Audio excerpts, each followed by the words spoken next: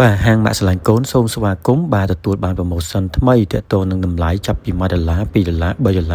$4 promotion គ្រប់ផលិតផលទាំងអស់បងប្អូនបាទមិនថាជាសម្លៀកបំពាក់កុមារក្មេងទូចចាប់ពីអាយុ0 ខែរហូតដល់3ឆ្នាំក៏ខាងយើងមានសម្លៀកបំពាក់ម៉ាកច្រើនបំផុតបាទមានលក្ខណៈខោអាវបាទម៉ូដប្លែកអៀមបាទខ្ជូតទាន់សម័យធានាតម្លៃជូនបងប្អូននិងធានាសាច់កណាត់ជូនធានាថាស្រស់ស្អាតបាទម៉ូដថ្មីបាទដូចជាបាទអៀមប្រភេទបាទចេញខែបាទអៀមអូន0 ខែបាទមិនថាក្មេងស្រីមិនថាក្មេងប្រុសបាទមានច្រើនជំរឿបងប្អូនបាទមានតកតនឹងសម្ភារៈម៉ាក់ត្រៀមសម្រាលបាទជាច្រើនបាទកសែងភួយ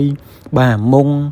បាទកសែងមានច្រើនប្រភេទបងប្អូនណាបាទពូកបាទកធុននិយាយទៅជាច្រើនបាទ promotion ទាំងអស់បងប្អូនបាទជុំបងប្អូនម៉ាក់ដែលត្រូវការបាទសម្ភារៈត្រៀមសម្រាលទទួលបានតម្លៃល្អបាទតម្លៃធូរថ្លៃតម្លៃសមរម្យបាទទិញច្រើនចំណេញច្រើនបាទម៉ាក់អាចមកកាន់ហាងបាទម៉ាក់ឆ្លាញ់កូនបានបងប្អូនណាបាទទទួលបានតម្លៃពិសេសនិងធានាអីវ៉ាន់ជូនបាទ promotion នេះមានចំនួនមានកំណត់បងប្អូនឲ្យលឿនបាទ